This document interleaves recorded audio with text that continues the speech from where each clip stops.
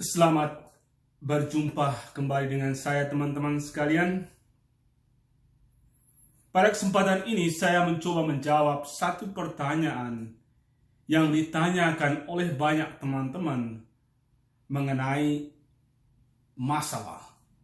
Mengapa di dalam kehidupan bersama itu seringkali ada masalah?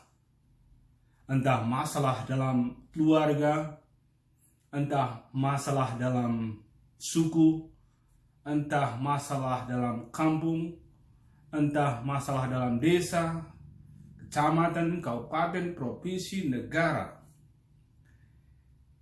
Tentu untuk menjawab pertanyaan ini tidak mudah. Pertama itu karena saya bukan seorang ahli untuk memecah masalah orang lain. Saya hanya orang biasa. Lalu tentu hal yang lain juga karena berbicara soal masalah itu luas sekali. Kalau kita melihat sebab atau penyebab atau latar belakang masalah itu macam-macam. Tetapi pada kesempatan ini saya mencoba menyaringkan satu ide yang mungkin kita perlu belajar bersama, dan ide ini diwariskan oleh nenek moyang Manggarai itu sendiri, yang diungkapkan dalam filosofi atau ungkapan yang begitu indah yang dikatakan muku capuu neka boleng curug teu cambong neka boleng jaong nai ca anggit tuka ca leleng. Nah, ungkapan semacam ini kalau kita refleksikan bersama atau kalau kita cermati bersama, begitu dalam maknanya soal arti kesatuan di sana. Yang kita lihat di sana adalah pertama dari ungkapan ini adalah soal kesatuan. Muku capuu neka boleng curug teu ca ambong neka boleng jaong. Ini soal kesatuan. Pertama, itu kesatuan dalam berpikir. Nah, ini penting sekali karena banyak sekali generasi sekarang itu tidak lagi memahami apa artinya ungkapan muku capuu neka boleng curug teu ca ambong neka boleng jaong. Padahal nenek moyang kita dulu sudah dipersiapkan oleh mereka tentang sesuatu arti kesatuan itu. Kesatuan pertama dikatakan di sana adalah kesatuan cara berpikir. Nah, kesatuan cara berpikir di sini tidak berarti bahwa kita tidak menerima perbedaan pendapat orang lain. Tidak. Di sini kesatuan dalam arti kita boleh berbeda pendapat. Kita boleh berbeda dalam hal curug, kita boleh berbeda dalam hal jaong, tetapi tetap memiliki kesatuan, yaitu soal tujuan kebersamaan atau tujuan untuk kebersamaan itu adalah soal kebaikan bersama.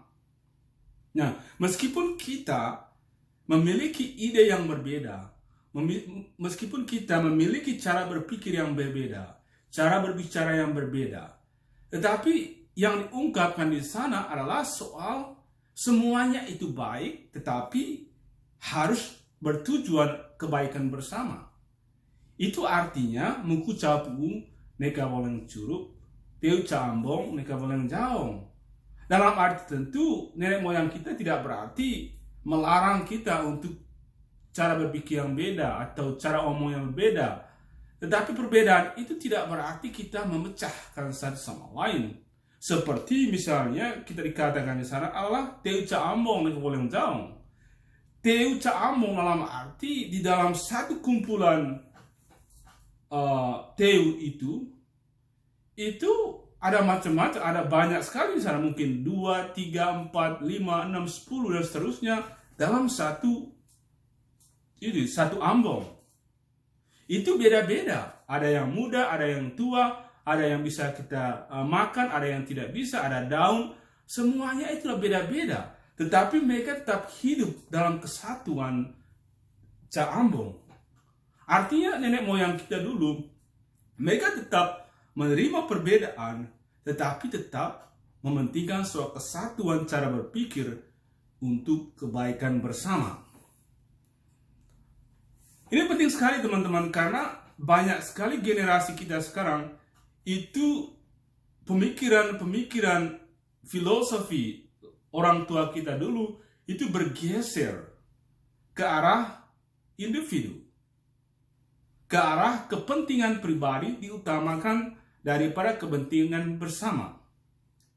Nah, fenomena semacam ini bisa terlihat dalam cara berpikir kita sekarang yang sudah mementingkan kepentingan diri sendiri daripada kepentingan bersama dengan orang lain.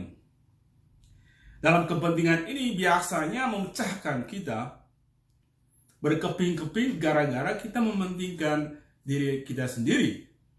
Apalagi sekarang soal politik.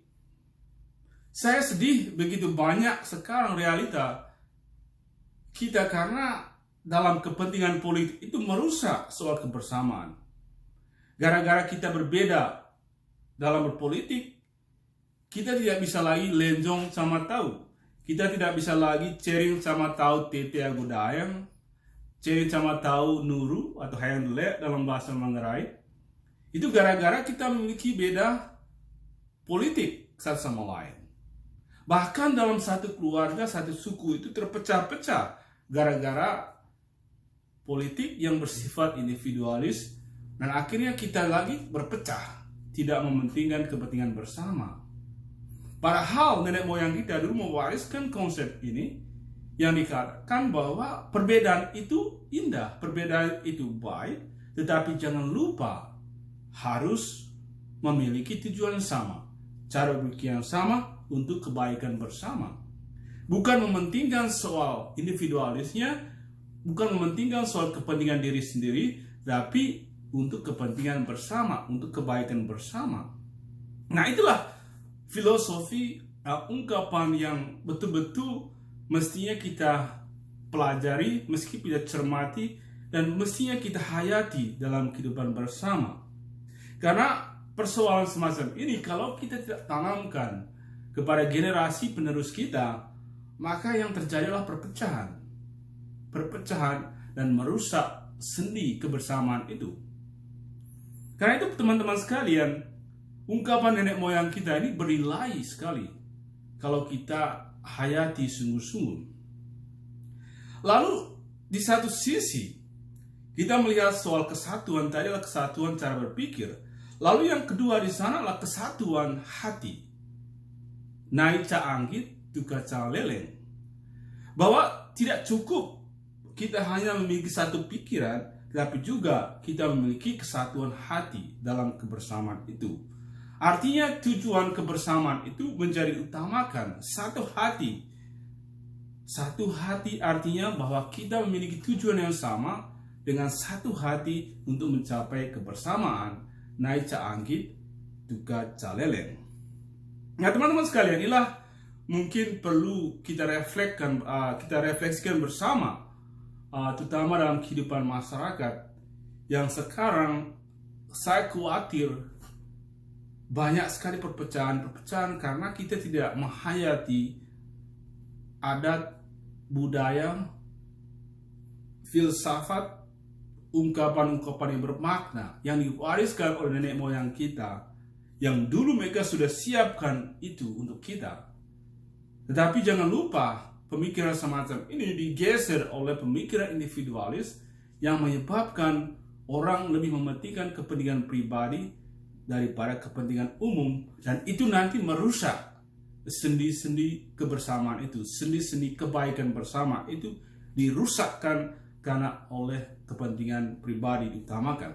Karena itu saya pribadi mengajak teman-teman sekalian bahwa permasalahan yang terjadi dalam masyarakat itu pertama-tama karena pergeseran cara berpikir ini, yang dulu oleh nenek moyang kita diberikan suatu cara berpikir bahwa kepentingan bersama kebaikan bersama itu diutamakan daripada kepentingan pribadi. Tetapi sekarang bergeser, orang lebih mementingkan kepentingan pribadi saya daripada kepentingan orang lain, dan kepentingan bersama itu disingkirkan begitu saja. Dan akhirnya kita menjadi orang yang individualis. Padahal orang tua kita dulu mewariskan kita untuk hidup bersama, untuk kepentingan bersama, untuk kebaikan bersama. Saya masih ingat waktu saya kecil bahwa kepentingan bersama itu begitu kuat sekali. Gotong royong misalnya. Kalau orang mau bangun rumah, tidak perlu kita panggil tukang khusus misalnya. Ya semua hanya gotong royong dalam satu kampung, rambet, sudah. Kita bisa membangun satu rumah untuk satu keluarga. Dodo misalnya, kerja. Setiap orang itu bergiliran membantu satu sama lain. So, orang itu begitu mementingkan kebersamaan daripada kepentingan pribadi. Saling membantu itu begitu kuat. Nah sekarang, tingkat individualis setiap orang itu begitu tinggi. Bahkan sekarang, orang itu segala apa yang mereka dapat itu diuangkan. Tidak ada lagi namanya gratis. Tidak ada lagi namanya cering camatau, cering tete, cering dayan, cering nuru. Kelihatan itu sudah bergeser. Dan orang itu sudah melihatnya adalah kepentingan pribadi itu diutamakan dari kepentingan bersama. Nah, hal-hal semacam ini mestinya kita bangun kembali, karena inilah kunci. Kalau kita mau bebas dari soal masalah, terutama dalam hubungan dengan orang lain, maka kembali ke ungkapan tadi, filosofi tadi.